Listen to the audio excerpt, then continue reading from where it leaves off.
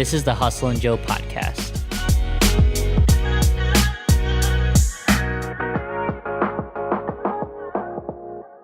Welcome to the Hustle and Joe podcast. My name is Devin. Today I have Caesar.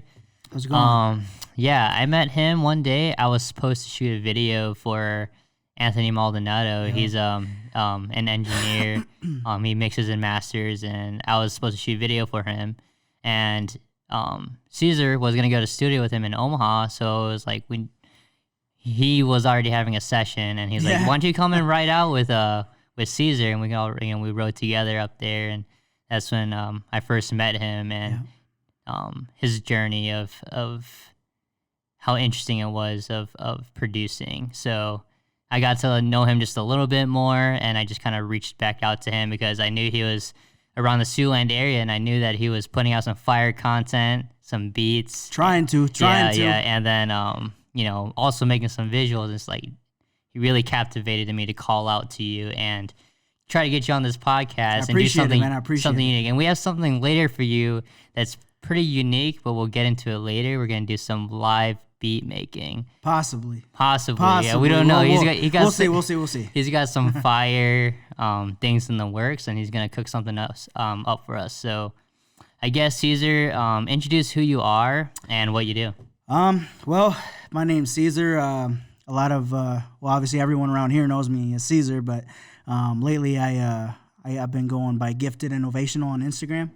I started producing like 10 years ago, but I've been producing off and on every now and then, but I really started going at it hard. Probably I'd say like this past summer. And, I opened up an Instagram account under Gifted Innovational, and I started putting out content, networking. And I've actually met a really good, really well-known producer just recently. I got flown out to Ohio and cooked up with him for a little bit, and just kicked it, and networked, and learned. Yep. Really. So I guess why did you go with Gifted Innovational as your kind of, I don't know, like your name, or you're the person to know as the person who produces? Yeah, I mean, it's not very common, obviously, but that's a good thing. The first thing to me was I didn't want to have no numbers and no like underscores on my Instagram, because at least for me anyway, I just didn't want that. So I was like, well, I got to come up with a name that doesn't have, underscores or numbers. And I was like, well, what am I? I was like, well, I know I'm gifted, so that's for sure. Everyone's gifted in their own ways. Everyone's talented in something. So I knew I was gifted. And then the innovational part comes with like, I'm very innovative with everything that I do. You know what I mean? Like, I'm known to not do stuff the normal way, if that makes sense. I always do stuff the harder way, or, just a unique way. So that's why I said, I'm going to Gifted Innovational. That made sense to me at the time, and I just kept it, and it's been going good so far. So that's good. Gifted Innovational. Here I am. Go follow it right now. So I guess going back to just the beginning, did you always know that you wanted to produce beats? When was the first time that you were influenced and you're like, this is something that I kind of am passionate about and I want to pursue? I mean, really, shit, it's been 10 years, man. I'm telling you, 10, 11 years. The first time I ever really got introduced to it, I actually remember seeing, like going on SoundClick and stuff, and which was a web page that big producers back in the day, or like, big producers back in the day, which now are big producers, like Vibe Hit, Superstar O. They were pretty much like the pioneers of beat making at that time. And the online, selling beats online. And I remember I first started just loving to listen to those beats. I just loved listening to them. I don't know why, I just did. And I used to always go to, SoundClick and listen to them. And, as part of, some people listen to, I don't know, 50 Cent at the time or whatever. I mean, I like to listen to just beats. And so I started listening to beats and stuff online on SoundClick. And, I listened to like Johnny Giuliano, Superstar O, Vibe Hits, just to name a few. way back in the day, like 10, 11 years ago. And from there, I just kind of like got interested, and I was like, you know what? I want to make these myself. You know what I mean? I'm tired of just listening to them. Like, I want to know how to make this. It's just like a fire that ignites in you. You know what I mean? It's just kind of like some people are blessed to know that what they want to do. Some people still to this day don't know what they want to do with their life. You know what I mean? But, you know, I knew at that moment that that's what I wanted to do. And so at the time, I don't know if you guys remember or not, but we had LimeWire and Pirate Bay and all that stuff, which I probably shouldn't be saying this now, but I downloaded a cracked version of FL Studio back in the day. I don't even remember what version it was, FL 10 or 11 or 9, I don't even know. But I know it was FL Studio was what I started on. I don't even use that now, to be honest. I use Logic Pro now. That's like my main go-to. Yeah. But I started on a cracked version of FL Studio 10 years ago. And I know one of my first beats or things that I did, I remember specifically, was I tried to remake the beat Lollipop by Lil Wayne. Really? Yeah. And I remade it. And I mean, I wish I had it to this day, but I don't. I don't have the files. But I mean, when I remade that, it sounded pretty damn good. I mean, for me at the time, you know what I mean? I was like, damn. Shit, I love this song, and now like I was able to recreate something. Yeah, and like I that. recreated the beat. You know what I mean? I recreated the drums, dun dun dun dun dun dun dun dun. You know what I mean? The little melody. I recreated everything, and I spent hours just trying to find the right sound or one that was similar. And honestly, I've been sound designing since then without even realizing it. Yeah. I manipulated the sound till it sounded similar to Lollipop by Lil Wayne. So that's actually how I started. That was like one of the first things I ever tried to do. I was like, you know what? I want to remake that beat just because I liked it. I didn't like the song, but I loved the beat. Yeah. So I was like, I'm going to remake this. Yeah. And I remade it, and it sounded at the time, I mean, I'm pretty sure it's crappy back then, but I mean, at the time, it sounded like, this fire is to me. Yep. So I was like, you know what? I'm going to keep going with this. And then little by little, I just kind of saved up, worked, just saved up, got gear here and there. And just, I had like a Roland piano, an actual electric Roland piano, a MIDI keyboard, which at the time was like one of them cheap Casio keyboards. Yeah. And then just a regular PC. So you didn't actually go to school for what you doing? It was all self-taught? No, it was all self-taught. No, there was no school. School for that specific. Yeah, no music producer school at all. No, that was all self-taught. Like I said, I've been doing this for a while, like 10 years, but it's just life takes you in different directions for one reason or another, and I just haven't been going super hard at it, even though that's what I truly love. And so eventually I just kind of came back to it, and here I am. Yeah, I remember back when, like you said, like LimeWire was popular to get your pirated music on, or your beats, or like your movies, or whatever you can get on your hands on. But even then, like I was even interested in just making remixes or making like just to songs. Like I think I used to like have a virtual DJ, and that's where I was like would have the songs that I already like to listen to, and I was just making little tweaks in there to like kind of do whatever, which was like funny because like why did I even get into that? Which low key, I actually did start DJing for a while. Like, like in my bedroom DJing. Yeah. Low key, those parties were lit. But I did start DJing, using virtual DJ, and then a software called Tractor. I used to have a little Tractor S7, or I don't remember the exact model. But yeah, man, I used to do, electronic music and stuff too all the time. And at that time, I really used to love like progressive house and EDM. I still do, but so yeah, man, I dabbled in everything. Yeah. So like, I guess, do you have any peers that are kind of like you like to work with or you look up to that you are, producing beats with or you're collaborating with? Like, it's important to have those people who are kind of in the same field to kind of push you and to, just grow with you. So, like, do you have anybody like that in mind, I guess? I do, but I guess, not unfortunately, but kind of unfortunately, in the position that I'm in right now, The few people that I do know, they don't live anywhere near here. Mm-hmm. So it's just kind of like I just kind of do things on my own right now. You know what I mean? I just go as hard as I can with the stuff that I have and the motivation that I do have and stuff like that. I will say it's not easy. It's hard to keep that motivation going when you're not surrounded by a circle of people that keep you motivated. Yeah. That's that self-discipline that you have to motivate exactly. yourself. It takes a lot of self-discipline and a lot of, just a lot of sacrifice in a way, just to keep yourself motivated and kind of remember why you're doing it. And even though you don't really give yourself enough credit for how far you've came so far, it's important to remember that, you've came a long way from where you first began. You know what I mean? Like I remember probably 10 years ago, when I first started, I would have loved to go, and hang out with the producer that I got to hang out with, like just recently. A few weeks ago.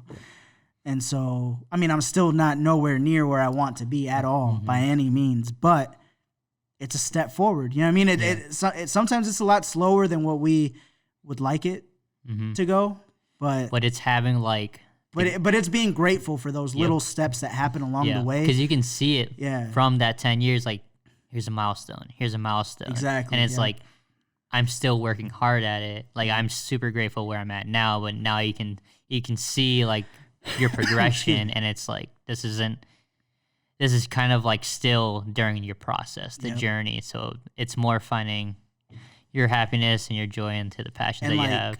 Going back to, if you said any specific people that I had in mind, well, obviously, I mean, my good friend Anthony Maldonado, I've known him for about as long as I've been producing. I mean, it's a long story, but he actually hit me up because he's seen my profile pic from MySpace a long time ago that I was in front of FL Studio and I was making beats and he hit me up or whatever. And that's how we became friends. But long story short, though, me and him have like a unique workflow that when we are together, it's nothing but fire happens. It's just bound to happen.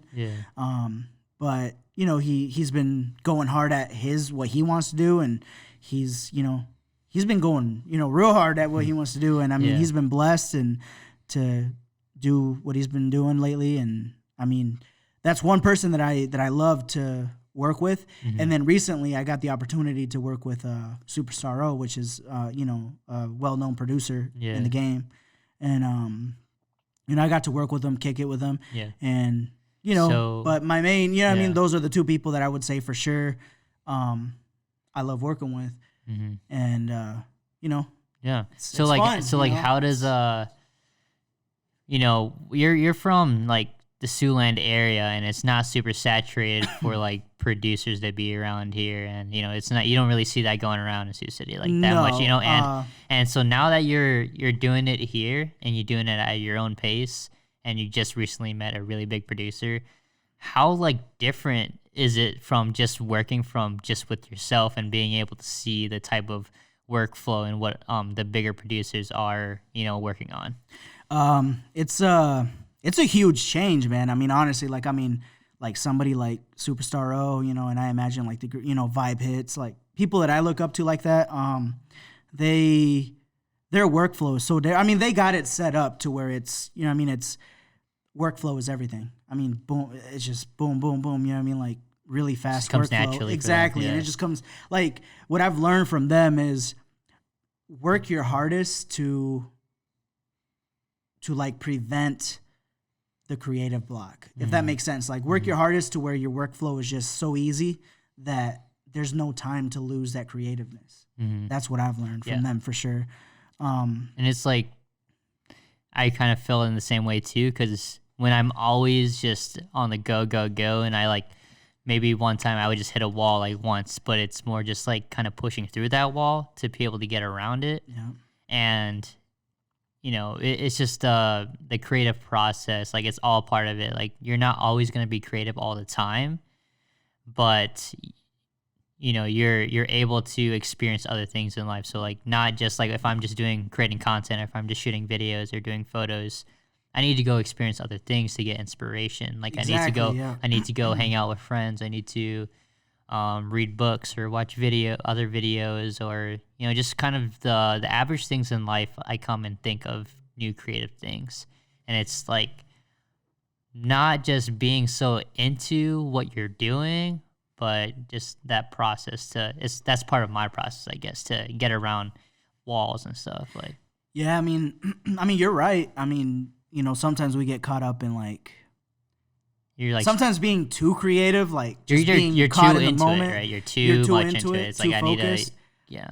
You need to take a step back and be like, okay, I need like, at least for producers, I know for sure, like I know videographers and stuff like that, you guys get some sunlight at least, but like for producers, what I mean? Like you're just, when you're in the studio, when you're in the lab, you're just in there, you know what I mean? And then you don't really get sunlight, So sometimes it's good to just get out and get some sunlight. And, I don't really do much, but what I do like to do is just go on drives. I love driving. So I just, whenever I'm feeling like a creative block or like a beat block or whatever you want to call it, I just go out and drive. How does it, obviously like, you're not doing this full time, but how are you able to, have that time management between, work and your relationship and whatever else you got going on, and then also pursue producing? Like, how does that look for you? And a lot of people don't know this. I mean, people from around here probably do, but people that follow me on Instagram and stuff probably don't know this. But I'm actually going to school for pipe welding, like a trade, and like on the side, on top of working full time, and then on top of trying to create content and keep it going, for my Instagram and for it sounds goofy when you say it, but I mean it's hard work. I mean, and I know you understand that. Yeah, I mean, like it sounds goofy for somebody that's not really too into social media. But I mean, when I say it's hard work, I mean it's hard work, and I don't mean that it's physical work. It's just you gotta really know your time management. You gotta really know how to manage your time. If you don't, it'll just all get scattered, and it's just a disaster. You gotta really have discipline and know how to manage your time to juggle all those things. And then as far as relationship goes, it takes a lot of support, from her end, like she supports me 100% of the way. A lot of the stuff that I've been able to do thus far, honestly, is because of her, my girl. So, I mean, I'm blessed to say that I have a rock. I have a rock I can lean on, and that supports me 100%, and she's my rock. So, I mean, that in that aspect, it's not really hard having a relationship, because at least, she understands. Exactly. At least she understands fully, and she supports me. Now, it's not easy. It's hard for her to understand sometimes, and it's really hard for, to manage our time. But it's like, all this comes at a cost, man. Everything comes at a cost. Nothing's free. And by free, I don't mean money-wise. I mean time-wise. And, kind of like going back to what I said, earlier, sacrifice. I mean, it's just, that's my main thing that I always say, man. Like, people do not understand how much you have to sacrifice in order to pursue what you want. Pursue what you really, really want. Like, it's not just sacrificing your time. It's so much deeper than that. I mean, like mentally too. Exactly. It's mental. It's and I say this a lot too, at least for me, you know what I mean? Because I'm surrounded by people that I'm surrounded by nothing but people that work your regular 9 to 5, you know what I mean? That just, either get out of college and that's all they do, work 9 to 5, which I mean, it's not a bad thing. Some people are completely happy with that. And, I applaud them, because I wish it was that easy for me, but I'm just not like that. I'm just not wired that way. But I'm just surrounded by people like that, you know what I mean? All around, that just work, or that's all they've ever known is just work, work, work. Yeah. And so when they see me, you know what I mean, like trying to work on something else, or, you know what I mean, like taking layoff from my job just so I could have more time to pursue my dream, it's looked down upon by damn near everyone around me. And I think it's because people, it's not the norm, first of all, but Exactly. people like security. yep, exactly. They don't want to take the risk because they feel like they won't be satisfied when they're making 40, 50,000 a year. Like they won't be satisfied if they're making less than that. Exactly. And they need benefits. They need a house. They need things that don't really matter. But honestly, like, I mean, if they love their job, Exactly. kudos to them. Go That's for good, it. good. But Or if they have, a know? lot of family, if they have a Yeah. whole bunch of kids, that they need to support, yeah, and it is what it is. Hey, you know what I mean? They got to do what they got to do. just don't complain about it. Exactly. Just be happy with what you got. So like with me, if I'm at a regular 9 to 5, I'm not happy, man. Like, I mean, I'm not saying that everyone is. I mean, I'm pretty sure people that might see this, they'll be like, well, I'm not happy in my job and I still go to work. You know what I mean? Like, well, yeah, but whose problem is that? Yep. That's yours. Yeah. Yeah, I mean, like it's Like, why are you trying to bring me down with you? Kind Exactly. Of thing, right? So it's like, don't look down upon somebody that is genuinely trying to chase their dream or genuinely trying to be happy. Now, who are you to say that, oh, this guy just wants to be a millionaire and, he wants to be a millionaire and make beats for a living and he just wants to, get all the chains and the cars. Who are you to judge to really think that that's what I want? That's not what I want. I mean, it'd be great. Damn, hell yeah, it'd be great. You know what I mean? Who wouldn't want that? Yeah. But at the end of the day, my goal, honestly, is just to live off of what I love to do.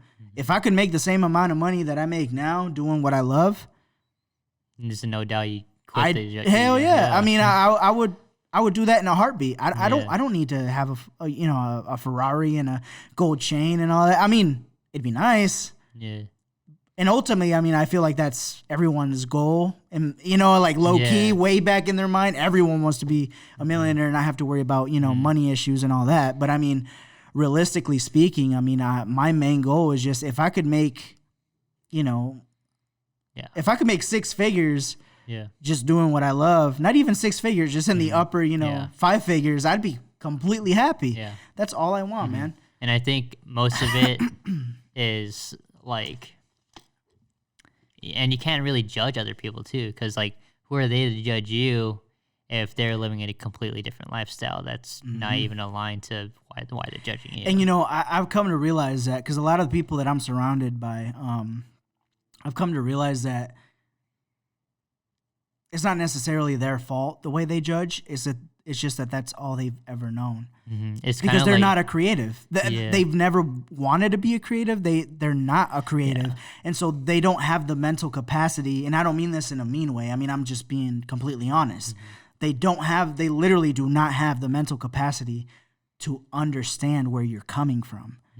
And so us as creatives, I feel like it's important to kind of take a step back and realize when that's happening and be like, look, like it's not even his fault as to why he's judging me. Like, I mean, he literally does not know like anything about this world, like, or they don't even know nothing.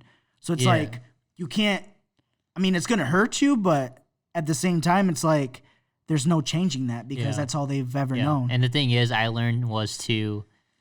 just learned to respect other people's lifestyle and their thinking, but I cannot focus on what they're doing because that will bring me down.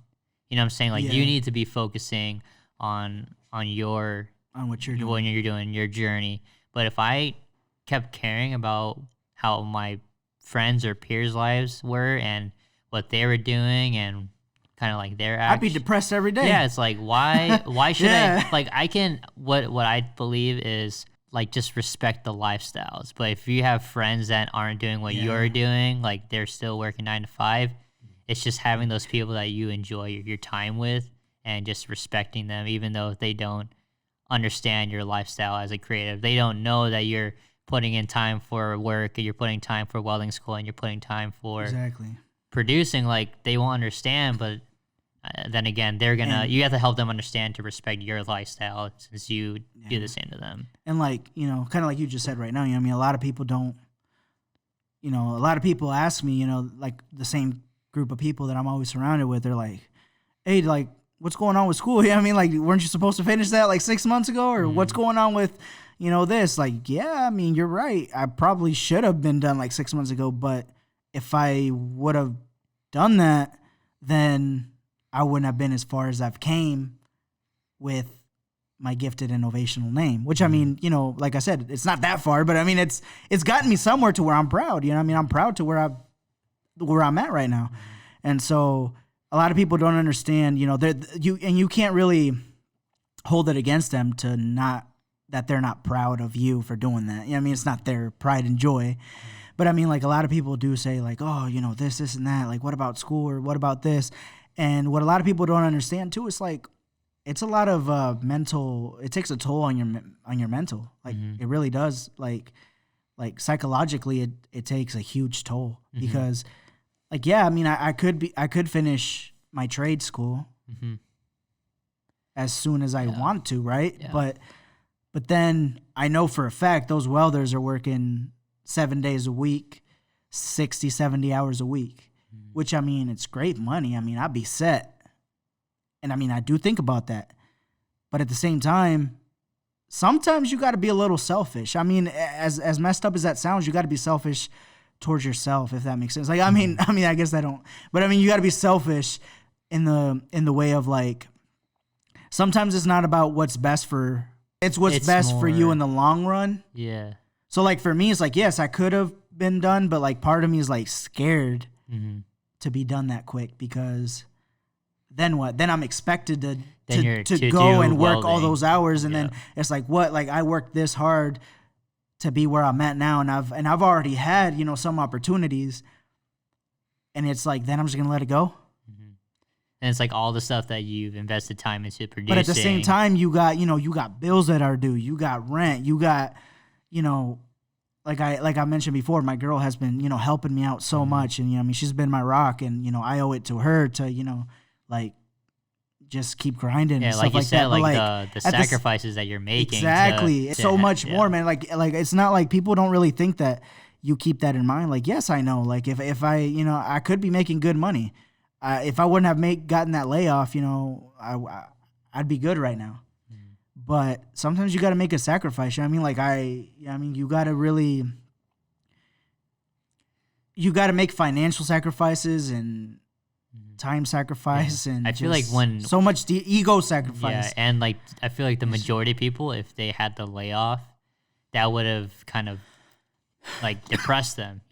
Like they probably would have been kind of freaking out about, oh, what should I do next? Why are you taking layoff if all you're gonna do is this and you're not making money? It's like, well, you're right, but the difference is I'm not really gonna be damn right I'm gonna be on the couch every now and then, but I mean I'm gonna be putting in work, which that's what I have been doing. I think it is because,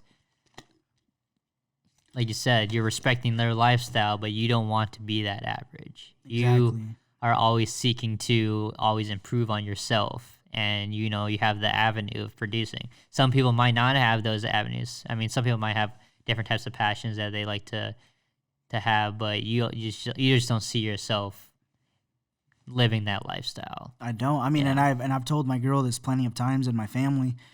I said, like it's especially my family. I've told them, like, look, like, I'm not. If you expect me to be a normal benefits, 9 to 5, like, pension and 401k kind of guy, you got another thing coming. Like, I'm just not wired that way, and I will never be that way. Because ever. Yeah. Because if you like, I'm not scared to take a jump. I'm not scared to take a leap, and that's where I'm very different from my family and a lot of people that surround me. Is people are scared to lose security, that security, that net.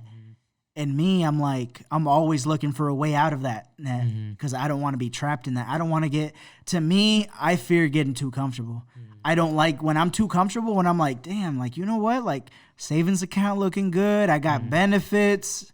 I'm all right. You know what I mean? This is okay. But to me, that's fear. Yeah. To me, I get scared because I'm like, no, hell no. Yeah. I'm getting too comfortable. Yeah. Like, I gotta do something to fuck that up. Yeah. You know what I mean? Which is, in other people's eyes, it's like, dude, you'd be stupid to like leave a job that you've had, or like, it's like, I mean, I'm not saying you're wrong, but in my eyes, I'm not. Yeah. Like, But the thing is, like you said, everyone has like bills and stuff to like sustain their life. But even after all that's taken care of, and after you have the savings account, after you have all the money in your account, then it's like, what am I gonna do with all this? exactly. It's like, what's more for myself? Like, I feel like life, we're not. I mean, I feel like when we're growing up, we're taught to like, this is the safety route, but no one's ever taught like, if you have a dream and you want to pursue like a passion, then you can go and chase that no matter the risk. Like, no, we're not taught growing up to take risks, which is a really big. I see it more now, more people taking more risks, which is awesome. It but is. you know, The so-called millennials that they call us. You know what I mean? But this also goes. I think this is going to be a good topic, which it might be, but this also goes to. I don't know if you know with your family, how that is, but I know with my family and a lot of immigrants, they look down upon this just because to them it's like, what do you mean you're gonna follow your dream? Like, you need to work hard. That's how I got you into school, and that's how it's like, yes, you did, and I'm very appreciative of them that, you know, if you wouldn't have, you know, came over here, I would have been in Mexico somewhere right now. You know what I mean? I maybe not with the same opportunities, maybe not even have enough to eat. Maybe we would have been all right. Who knows? But the point here is that you came up here because that's what you wanted to do, or in those times, that's what you needed to do. Not necessarily what you wanted to do, but that's what you needed to do. So, but times have changed dramatically. So it's like, at the end of the day, it's like you came up here, I imagine, because you wanted a better life and you wanted your kids to have a better life in the future. So now that I'm up here, you're telling me that you want me to not pursue a dream that I like, but yet you want me to stay in a plant and work hella hours and be miserable. And that's what you think success is for me. It's like, no, if you came over here and if you want me to just do what you did, that's not success. To me, that's not going far enough. To me, going far enough is knowing that you came over here to give me a better life so that I could accomplish what I really wanted. That to me makes sense. But a lot of immigrants, a lot of people, a lot of, you know, older gentlemen, you know, or whatever you want to call them, a lot of older people, they don't, especially immigrants, like I keep saying, they don't understand that that was what they needed to do or that's what they wanted to do. So to them, they felt accomplished because, in a way, they felt accomplished because they didn't stay in that country. They left, and now this is their safety net. They made it. That's their they made it. That's their end goal right there. But to us, it's like we were born here. Wherever you were born, you know, California, Massachusetts, Iowa, you know, Idaho, you know, whatever, Texas. You were born there, so it's like, why not? It's like, why would I be content with, especially, and this is important, especially if you're a creative. That is hugely important. Especially if you're a creative, why would you be content with, oh, I got my benefits. I'm getting $20 an hour, $17 an hour, you know, pension, all this stuff. Why would you be content with that if that's the same thing that your parents are doing when you know you could do so much better? Now, I understand there's different circumstances. People grow up differently, different circumstances. I understand that. But I'm saying, if you have the talent, if you have the motivation, and if you have the means to do it, why be content with the dream that was your parents or your uncles or your grandma's dream? Why be content with that? You know what I mean? Like you're way better than that. I mean, I know at the end of the day, all they want is nothing but the best for us. But at the same time, it's like, I mean, at some point you got to break it to them and be like, look, like, I love y'all, but if that's what you want me to be, it's not me, man. You know what I mean? You can actually be upfront with them. Like, I know that's what you want me to do, or that's what you want to do, but this is actually what I want to pursue. Exactly. And for me, it's kind of different because, I mean, in the way that I grew up, and my parents were immigrants from Laos over in Southeast Asia, and I mean, we didn't grow up super wealthy. Like, we're, you know, at some points we're up and down, and the way that I saw my dad, he was working all the time. He was sacrificing. Exactly. And I saw my mom, like they were like we had family time, but I always saw them working so hard. And for what? For us to have the house just to sustain and have an average life, it just kind of like hit me. The thing was though, like they weren't super strict about, oh, you need to get this job, you need to go to college. Well, I mean, I guess I need to Go ahead. I guess I need to, be more clear about that. I mean, neither were my parents. They weren't strict at all like that. Yeah. But I mean, they were kind of, like, but they have their doubts, if that makes sense. You know what I mean? Like they have their like, well, you should probably just be safe, or why aren't you doing this? You know what I mean? But like, they don't say that in a controlling way, because I still obviously I still do whatever I want. But I mean, ultimately though, like, how they would be happy is if, you know what I mean? Happy. If I did the average thing. Oh, gotcha. And so they get terrified of the fact that's it.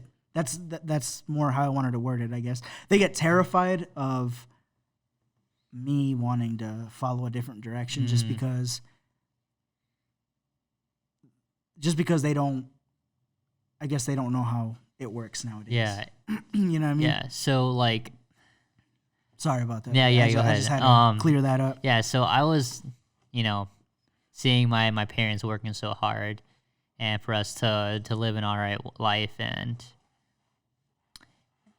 I knew my parents were immigrants, and like they came like at a young age, and they were kind of working our way up, and it's just like such an average way of thinking and living, but yeah, they didn't really put that stress on me to, oh, you need to go to school because we need to kind of continue the legacy of trying to, have a good career and to be well off, and they didn't really like, I guess, like they guided me, but they didn't really put the pressure on me. So it was like growing up, they supported me in whatever I was in, whether that be sports or groups and the stuff that I was interested into, which they were really supportive about it, and that's really good.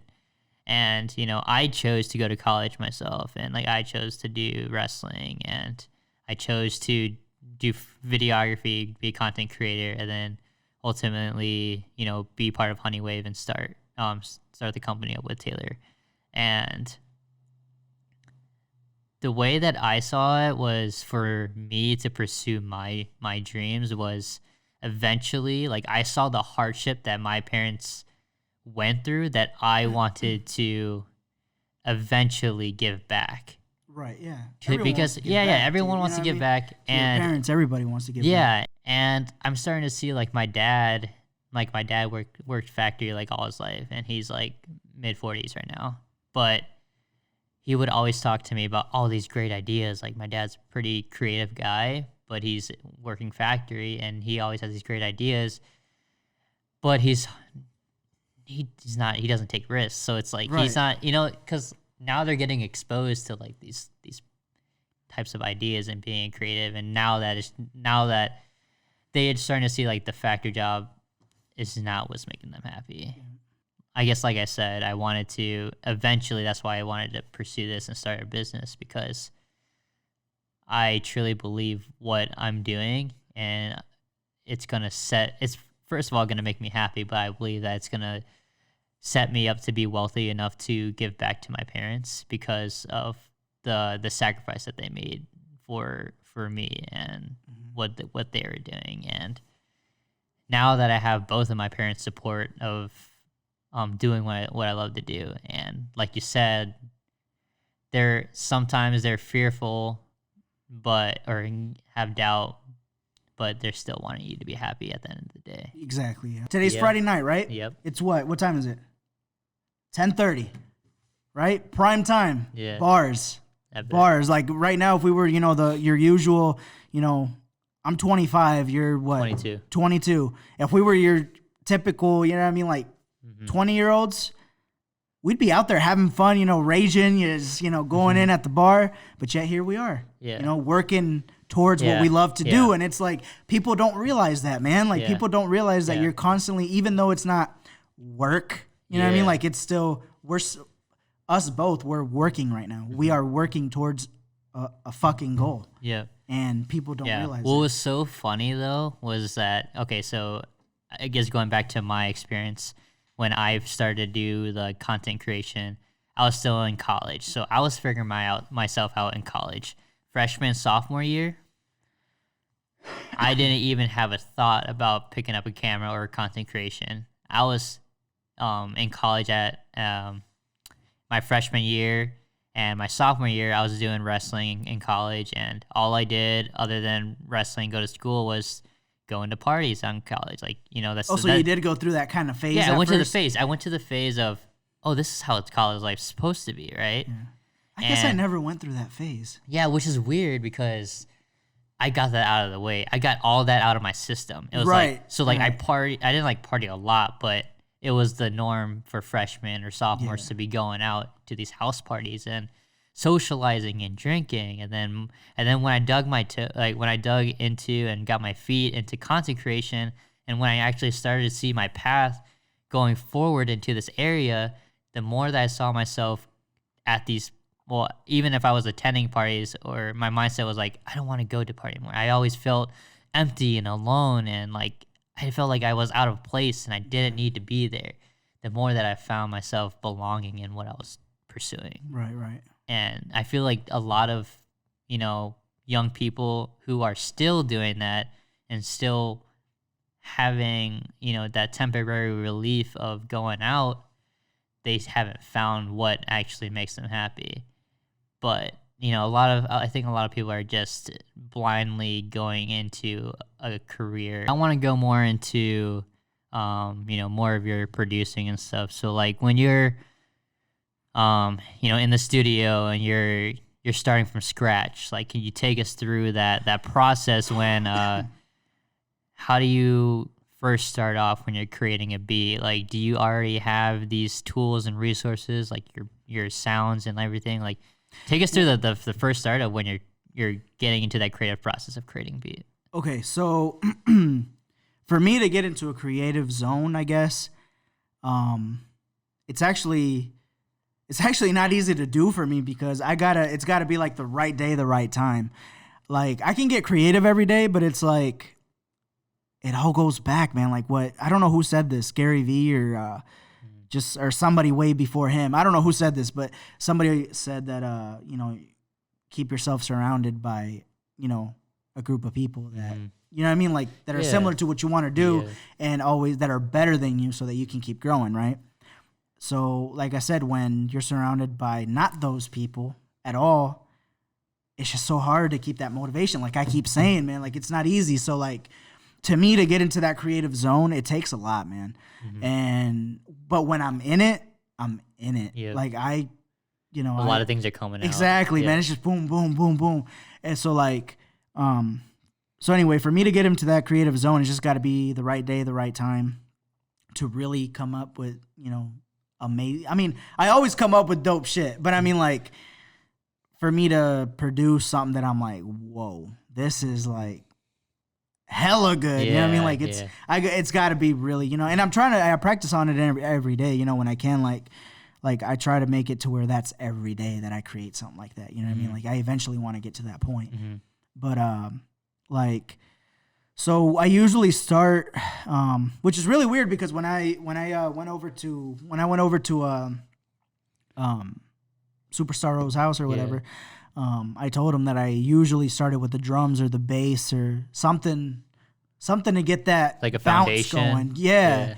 You know, I mean, it's not necessarily unheard of, but I mean, it's not popular by any means. Like, I guess that goes back to my name too, and innovational. Like, I do things differently. Like, I usually start with the drums or with the bass line, you know what I mean? Or something to feel that groove. But like 95% of producers start with the melody, which I mean, I do too. You know, you know, if we end up doing a live beat cook up today, I might start with the melody. Not sure. But yeah, I usually start with the drums or the bass line or whatever. What's to me naturally, really. And then from there, I obviously do the melody or vice versa. But yeah, I open up my program, and from there, you know, I open up my usual, you know, VSTs, that I use, you know, like instruments, stuff like that. Um, my kick, drum, samples, Yeah. stuff like that. Yeah. And you've recently, like you said, kind of more, within the past, whatever, 6 months or year, that you've been really trying to push yourself out now. So now, Yeah, well, I'd say the past few months? 3 to 4 months 3-4 for months? sure. Yeah, Okay. I've been going hard at it. yeah. since then. So, you, like you said, you haven't really pushed yourself out there more or so because you want to be like an exclusive producer. So I guess take us through like Well- not just that, but how does a producer get himself out there when he wants to be like an exclusive person to work with? I'm still trying to figure that out. Yeah, which is tough. But a I question, mean, right? It's a tough question, right? Yeah. Okay. So, I mean, obviously, it's not like there's no right or wrong way to do anything. Yeah, there's no. Regardless. But Yeah. I mean, like, everyone chooses their own path. But to me, I feel like, to me personally, like, I could do that very well, easily. But I mean, that's just not the route that I personally want to take. I might, but as of right now, it's not the route that I want to take, where I, do 10, 20 beats a week and just post them online and sell them, keep selling them. Now, mind you, I could probably make some good money off of that, but there's a chance I won't, because the market right now is so saturated. The online market is so saturated that you really got to stand out. Like, and I don't even mean like sounds, man. Like, you could be the best beat maker. You could make a hard beat, but so do 30,000, 100,000 other fucking beat makers. So it's like, it's so saturated right now that your music alone will not really put you, you in the spotlight. It just won't. Yeah. Right now, I feel like we live in an era where you got to do something either over the top crazy, or you just got to stand out as a person, as a character, as a persona, rather than obviously you got to create dope content and you got to create amazing, beats and beats that hit hard. But I mean, like, that counts. You got to make good music as a foundation, obviously. But I mean, I feel like now we live in an era where you gotta really, that's not enough. You got to set yourself apart. Exactly. And I feel like the same too as a content creator. I don't just want to be a content creator because everyone can make freaking dope content, or there's people who are making better It's content just so than me. saturated nowadays. Yeah. And the thing is like, I needed to, like I said, create that persona, or create the type of person that I personally want to be, but also want to be perceived as. So like, I really like fashion. So like, I'll post photos of myself and, that create the type of vibe or persona that I want to be perceived as. Yeah. And that's just another interest of me was fashion. And then, I'm always pursuing like these different types of avenues to set myself out. So like the pole portraits with Daniel, I've seen that. I'm saying, like, trying to set yourself apart because no one else is doing that around here. And that's what's going to get you noticed more. Your work can be out there on social media and stuff, and it can be dope. You can create dope content, like you said. You can have the best cameras and the most high quality videos and just amazing videography. That's not enough. Mm-hmm. You're still not good enough. Yeah. You gotta create a persona, a character. You got to reel people in that really connect with you in a deeper way. You have to create a sense of community within you and the people that are surrounding you. So like, like on social media, if people are following you and your real supporters on social media are always going to support you, but you have to be able to kind of build a foundation for yourself of who you want to be perceived as a character, and the way that you carry yourself through your life. And it's more than just your skill set. It's just, there's a lot that goes into it. Way more than people notice that are not creatives. Yeah. You know what I mean? Like, way more. And the way that you communicate with other people too. Like, if people, you can be the best, like you said, the best creator, you can be the best at what you're at. But if you're just a crappy you're a crappy person, your personality and your character, then that's just gonna set people off. Like, no one's gonna want to be working with you or wanting to get to know you. You have to be able to, and I'm not saying like you have to change yourself for this. I think you should kind of embrace who you are. You got to dig in deeper. ways. You got to dig deeper and really be like, okay, like, who am I? What do I stand for? And what, at the end of the day, what service or what part of me can I present to my audience that somebody else that may have, really nice content or, dope beats or great, videography that sets me apart from them. Like, he's a nice dude. He's humble as hell. He's got great videography. So do I. But what can I offer that he can't? Mm-hmm. You got to dig deeper than just being a good person and having great content. Like, you got to really dig deep within yourself and be like, what can I offer that nobody else can? Mm-hmm. You know what I mean? And it takes a while to really find that out. Yeah, and I feel like a lot of us who are even doing this now, whether you're creative or not, that we're still on this journey of figuring it out, but it's more just personalizing it for yourself. Like, everyone's going through the same things of, finding more meaning into their own personal life and how they want to be carried as a person. And, I just think that we should be kind of just, kind of pursue our further learning and keep developing as people. And that's just part of the journey. Like, we just got to enjoy that. Like, if we're, we might think one way the other, like the previous day, and think a new way the next day. It's just all a process of. You got to enjoy the process, but sometimes the process is what keeps you in the dark place too, if that makes sense. Mm-hmm. But you got to learn you got to really, like, it's a growing process. I mean, like, you grow, like, in every aspect. Like, when you're really in there, really in the grit and grind and really trying to pursue what you think you came here to do, mm-hmm. You grow. Yeah. And I think so much of it is, I guess, for people like you and me who are wired differently, is to be able to get out of their comfort zone. That's where the growing happens.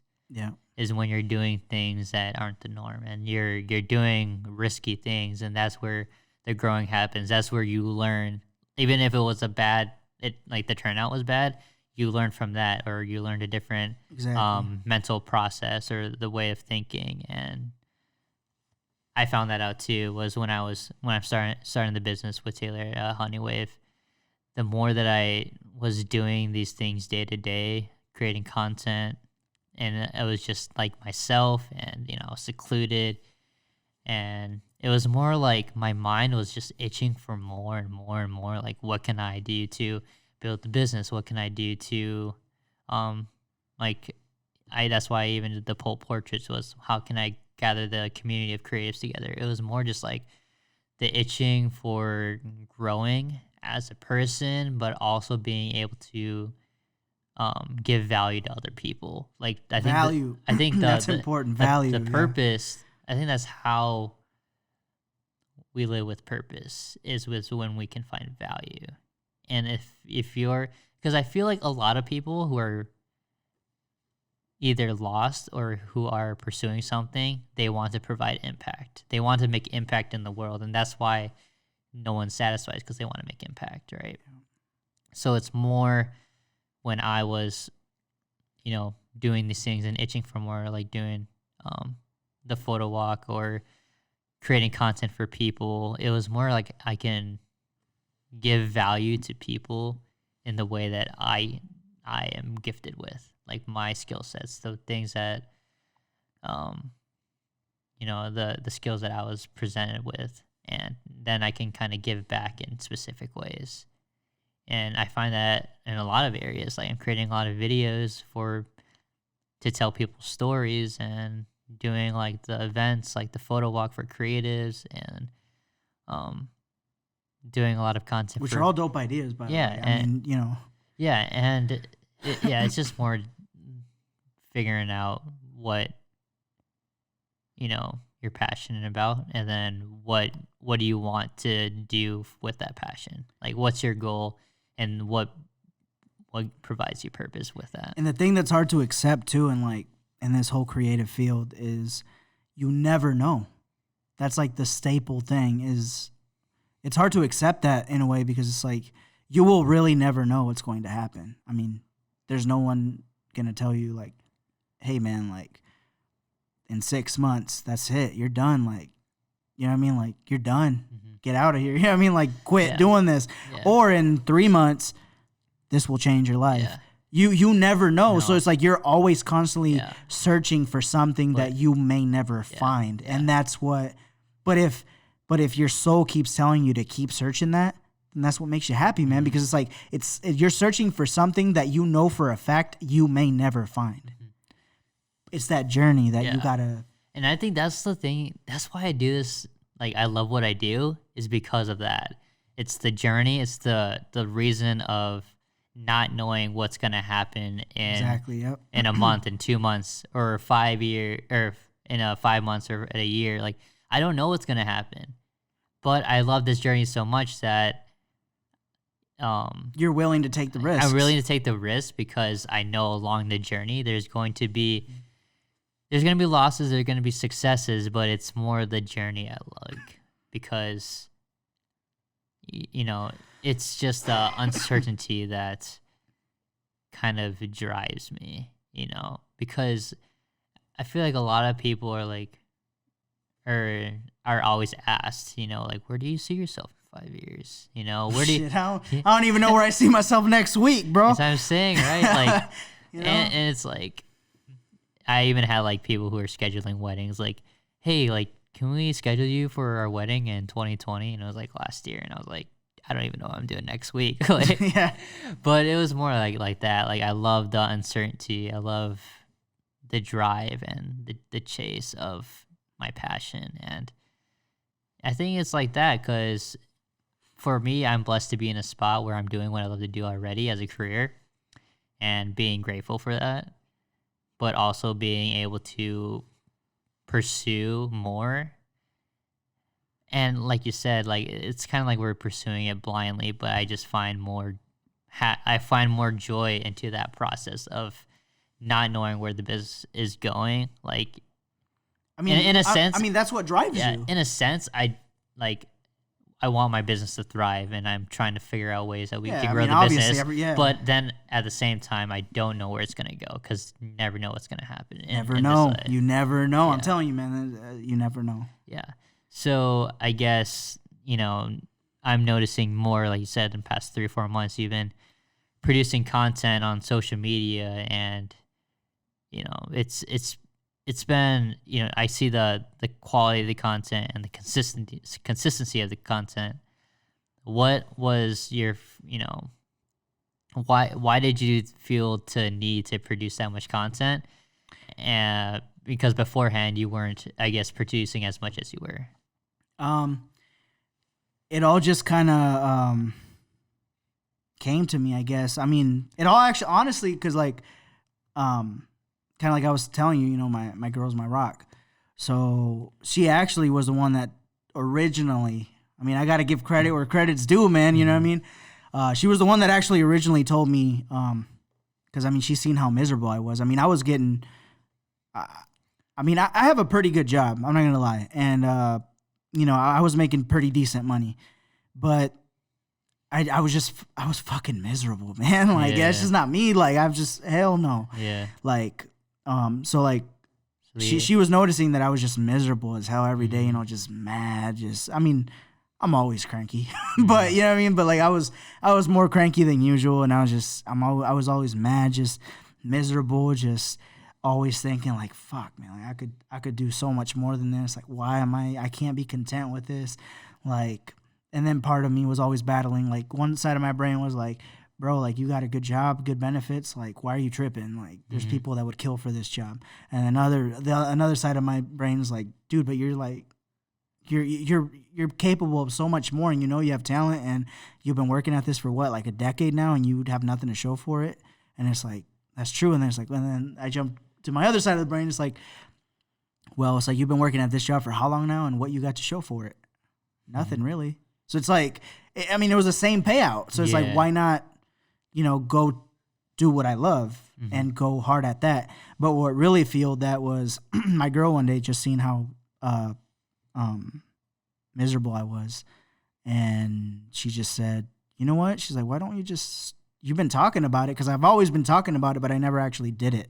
Yeah. I was one of those people that just, I was like, you know what? I'm going to do it. I'm going to do this. I'm going to do that. But I never pulled the trigger. So she told me, she's like, you know what? Why don't you just pull the trigger and just open up your Instagram account? Just open it up and see where it goes. And sure enough, I opened it up and I started creating content. And within 3 months, I got flown out to a well-known producer's house. And I mean, I kicked it with them, networked with them. Yeah. And before that, you know, some other producers, you know, followed me and got in touch with me and wanted to collab and stuff, which I'm still working on that. But I mean, it's like, I mean, obviously it's not like, you know, I mean, I'm not like big or anything, but I mean, like, it's a huge like milestone from where I was, and all it took was just action. All it took was some action. Just do it. And I mean, everyone plateaus at some point. Yeah.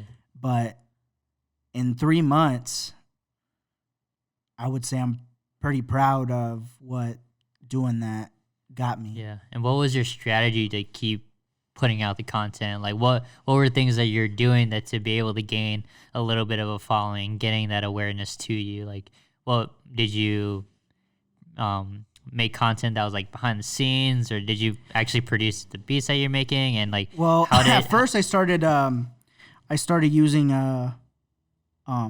again, got to give credit to where it's due, right? I mean, I'm a pretty honest guy. I started using pictures that actually you took, and Anthony took that when you met me. Yeah. I started using those pictures because those were like the more professional pictures I had, you know, and I wanted to make a good impression when I first opened up my Instagram page. So I used those first, and then when those ran out, I started making making instrumentals, making beats, and kind of filming the afterwards, you know, kind of filming the computer, the speakers, you know what I mean? Kind of like, I kind of later on moved away from that, you know, like a couple months after, just because it got kind of old or tacky, if you want to call it that way.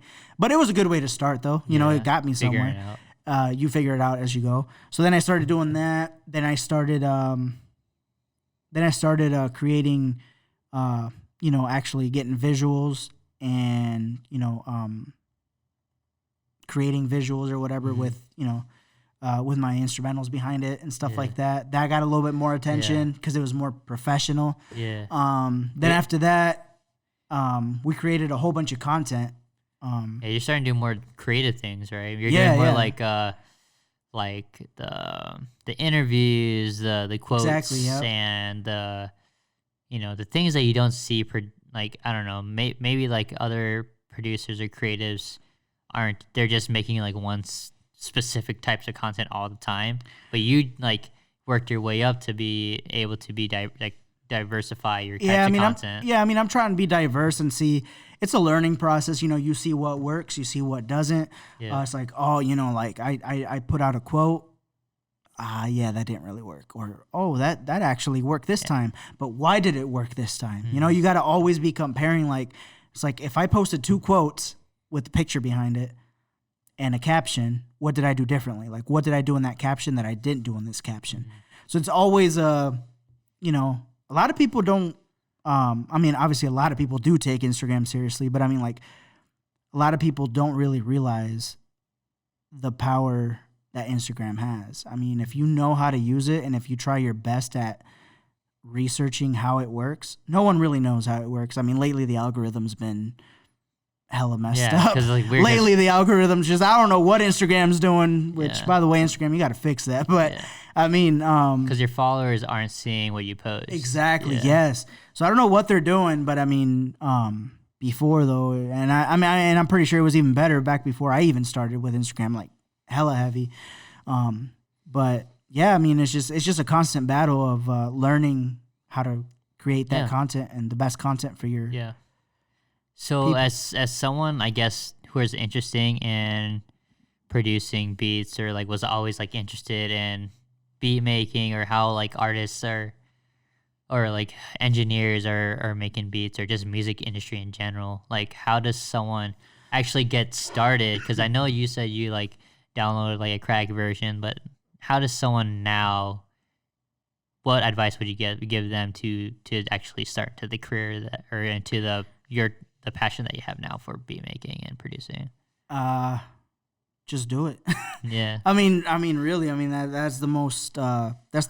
honest and straightforward Yeah. and just But regular answer you yeah, always get. Just do it. But I mean, how do they dig their toes into it though? Like how do they get if their you're foot in really the door? interested in doing it, I would say first try and, if you can, try and realize what kind of producer you are. Because I know producers that all they need is a laptop and they can click the notes in there. You know what I mean? Like MIDI notes, they just click on there, paint them on there, and they make great beats like that. Me, I can't do that. I gotta actually play it physically. Like, I can paint it, but that's not me, man. Like, I can't do it. My whole creativeness doesn't come out like that. Mm-hmm. So that to me would be, first realize what kind of creative you are in that aspect. Like, can you What's think your abilities, exactly, or do you like, believe that are you you can do more it? of a player or are you more of a clicker? Which there's no right or wrong way. You can be amazing either way. I'm just Yeah. saying. The way that process that works best for you. Exactly. And it's And then after you figure that out, or after you think you know who you are, then go from there. Buy, if all you need is a laptop, hey, kudos to you. All you need is a laptop, get started. Yep. But if you're like, you know what, I might need to invest in a little MIDI Yeah. keyboard. And people might be able. Do you think that a lot of it now is people being self-taught, so they can Yeah, even go on the definitely. internet and watch YouTube or go read blogs or anything? Yeah, about people? nowadays anyone, really anyone that has any sort of creative mind that loves music can become a producer. A music producer. It's just like a beat maker. It's just so saturated. You know what I mean? Like, anyone can do it, and with the resources that are out now, like, the technology, you can have tens and tens of thousands of dollars of sounds and effects and stuff that the pros have for Yeah. $500. It's just the reality. You know what I mean? Like, It's like setting yourself apart, though. Yeah. Right? You need to figure out. like I said, everyone has the tools they need at their fingertips. It's not like before, or like even before I even thought of becoming, you had to know somebody that knew somebody to get that one, compressor, to get that one effect, or to get, now it's like, oh shit, it's on sale for $29. All right, click. Yeah. And now you got it. You got the same thing that everyone else has. Universal Studios got. You know what I mean? Like, it's just crazy how much is that really at your fingertips. So now going forward, I know and what you've been doing has been great. Like, you've been, creating the content, producing, and doing everything that you should be doing as far as, creating content, getting yourself out there, the way that you want to. What are your future plans of trying, or of pursuing this more? Like, do you have plans to do some different things? Like, what's your plan as in the future as a producer, and how do you see yourself furthering that and trying to make something out of it, now that you've kind of set your pace for yourself and you know where you want to go? I mean, I felt like you've always known where you want to go, but do you have any other plans to take it further? At this point, I'm just kind of, I do have plans to take it further, but at this point, I'm just kind of like really, really working on, I guess, my workflow, and really, working on my workflow, and working on, like, how can I make this more convenient for me? And how can I make my workflow just go, go, go, go? You know what I mean? Like, instead of just, like I said, waiting for that good day to get creative because I'm not motivated. You know what I mean? Like, I'm constantly working on that every day. But eventually I'd love to work with either local artists or, anyone that's willing to work, really. I'm down to work whatever. You just got to get a hold of me. That's it. You know, what I mean, all it takes is a DM or a message. Be like, hey man, like I like your stuff. Let's work. Yeah. But also, you got to be serious about it. You can't just be like, yo, let's work, and then it's just like, whatever.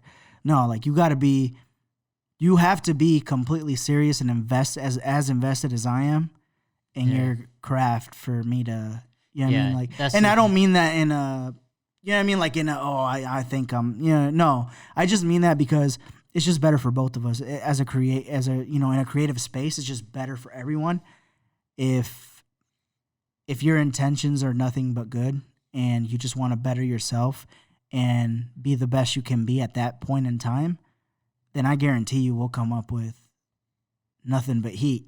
Mm-hmm.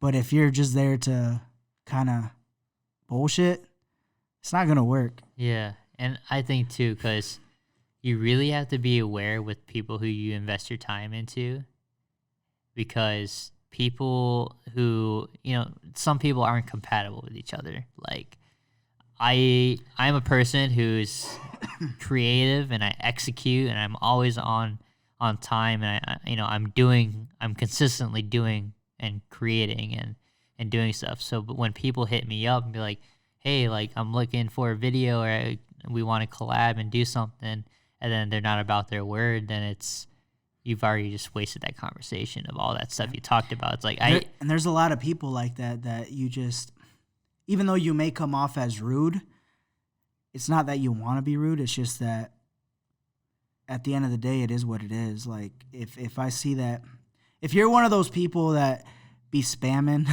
on Instagram, like, yo, check out my YouTube, yo, check out my SoundCloud, like that's just, to me anyway, right off the bat, that's just pure laziness.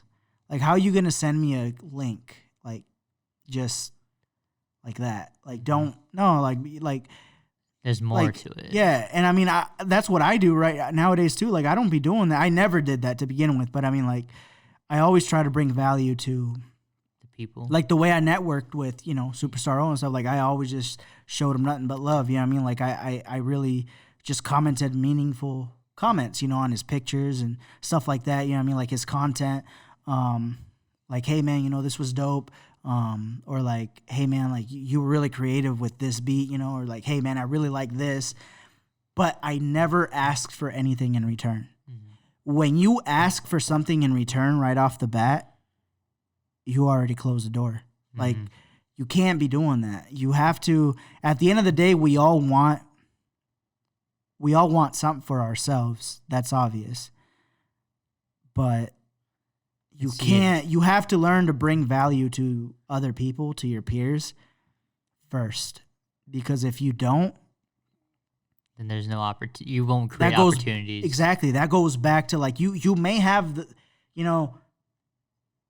you may have the hardest beat they've heard, or the best video that they've seen in a while. And they're like, you know what? I want to work with this person. But if you come off as, yo, check out my beat, 9 times out of 10, they're not even going to click the link because it's just, I guess that's where I kind of want to make it clear that, if you're a person like that does that kind of stuff, I'm just not going to work with you. I don't want to work with you. And it's not to be messed up. It's just, you gotta show yourself first that you're serious with this and not just like sending links to 30, 40, 50, 100 people and see which one clicks.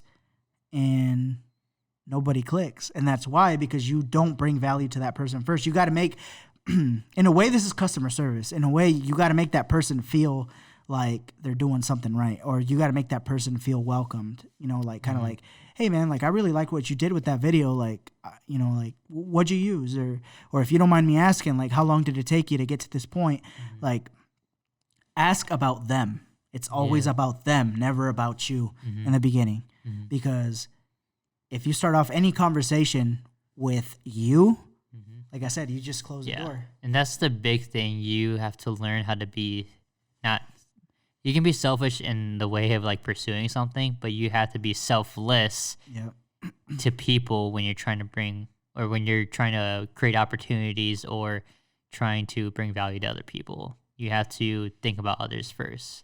And I think that's the way that I've kind of thought of it too, because I don't think it was ever about me, like at all, when I was pursuing, content creation.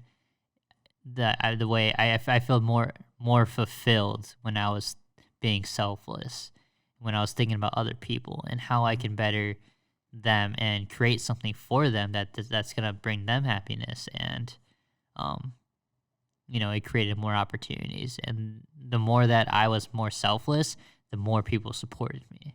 Yeah. And I think and you come to realize that, though. Yeah. I mean, like, people that are too caught up in the selfishness in that aspect, they get even more negative and more because nothing's happening. And I'm going to tell you guys why. That's why. Because you guys are always thinking, what can I get out of this? What can I get out of this? What can I get out of this? Instead of, what does this person need from me? How can I serve this person so that I can get what I want from them? Like, how can I bring value first to them so that they can even think about bringing value to me? Even so, just the value, but also creating those relationships. Relationships is key. Yeah. Some who are unique know how to build relationships. They know why it matters to create relationships. And you got to learn how to talk, like, or email or DM that person. Because kind of like you said, if somebody just DMs you or emails you saying, hey, how much you charge? It's kind of like, I mean, it's cool, but not really, because it's like, it doesn't show any sort of interest. Now, if they were to say like, hey man, like, I've been noticing your work lately. It's hella fire. Like, I really like what you're doing with that camera. Is there any way you can squeeze me in? And then after that, then be like, hey man, how much you charge? Right? That's way better than just right off the bat, like, yo, bro, how much you charge? Like, that's not gonna work. Right. You gotta learn how to talk that it's talk. It's like, man, you said, like, check out my link. Yeah. Then they're like, how much you charge? Like, they're straight to it, and they're, they don't know how to communicate that way of building that relationship. And that's what matters, because I know the people that, like, the artists, my artist friends who create good relationships with me, I'm going to be more likely to create content for them because I love being around them. I love creating for them, and they're supporting me, and they're investing themselves into me. And it's more because they're selfless, that's why the relationships happen, because they think about you, and they're thinking about you, and I'm also thinking about them in a way to better them, and they're thinking about how to better me. And that's obviously it all goes back down to, like, how can, at the end of the day, I mean, you got to be real too. At the end of the day, I mean, it's got to benefit you too in some way. But I mean, it just doesn't work. Just the chemistry, if that makes sense, don't work unless you come off as selfless first. You got to always invest your time and bring value to the other person in order for you to gain anything out of. And I think that is only when, I think you can only be selfless when you have things figured out for yourself. Because if you, like you said, if you don't, let's just say you're creating content and you want to be selfless, you want to provide value to people. But if you're mentally, like, depressed or something, and that side of you is not okay, then you can't be selfless. You obviously have to have everything working for you to be selfless, or at least be strong enough mentally to know when to control that for certain people. Yeah, and it's almost like, as messed up as that may sound, it's almost like you gotta hide a certain part of you when you're trying to be selfless, if that makes sense. You know what I mean? Like, you gotta, if you're in that state of mind, if you're depressed, if you're, whatever, anxious, or you're just not feeling comfortable, in a way, you gotta almost just kind of shove that as back as you can in your mind, and just be like, you know what, like, we got this. Like, I think it's more the mindset, though, because there are some people who don't have control over it, and there's, it's a daily battle for them. But the people who are kind of stuck in the middle, where they're dealing with that, I think it still needs to be addressed, though, because definitely you can't be selfless and be like, all right, I can make a video for you, and then complain about it or be depressed about how much work you have later, because you just need to learn sometimes how to say no for your own personal benefit. Yeah. And And even to the people who are in those great personal relationships with you or have great relationships, sometimes you have to say no to them because you know you have a lot on your plate and you're stressed and whatever, and you just need to let them know like, hey, like I can't right now because I'm packed and I just can't fit you in. And then if they understand that, that's great. But sometimes you got to look out for yourself like that, and sometimes you need to be selfish in that area. but that goes back to, you can, you look after yourself, but if there's people that understand that, then those are your people. You know what I mean? Like those are like, damn, like this dude really fucking with me. You know what I mean? Like he understands this. But then if you have those people that, hey, check out my link, yo, how much you charge? Those people 9 times out of 10 will be like, what do you mean you can't book me? I'm paying you. Yeah. Like it don't matter if you have money or not, man. Like at the end of the day, it's like you just got to really learn. Yeah. I feel like because it's like even in that sense, like how much do you charge? At the end of the day, like it's about them. Mm-hmm. It's not about you. And I think I just figured out more was I only want to, like you said, you want to exclusively kind of just work for, or you want to be collaborating and working with people that you have those relationships with, Exactly. Yeah. And a lot of people that may be watching this, they might be like, bro, but you're barely starting. Like, who are you to? You know what I mean? Like, yeah, but everyone has their own preference. Exactly. Like, everyone has their own path, and like for me, yeah, it might take me way longer than what I originally thought it would take me, or it might take me, longer than if I were to just be one of those. Yeah, but you're happy. YouTube, SoundCloud, beat kind of guy, yeah. But it's like, nah, man, like that's not me. Like that's your own path that you want to take, and that's how I think I can bring more value to them. To artists, to singers, to whoever. I feel like my strength is that exactly is connecting with people and really getting in the zone in the studio. And I truly believe in myself that I can make something great happen that way, more than if I were to just release beats back to back. And that's just not me. Yeah. All right, so I think we're gonna, I guess, we're thinking about doing something creative for this episode, and we wanted to see if Caesar could do some live beat making for us, and see if he can cook up some fire on the spot. We'll give him, I don't know, maybe between 10 to 20 minutes, and see what he can cook up and kind of bring us, kind of go more deep into the process of how he's doing it, and just bring something different to it, because we never had anything live done on the show, and I mean, we'll try our best over here. I mean, no promises, but we'll try. Yeah, we'll try. So we'll get that set up right now and we'll get back to it right in a little bit.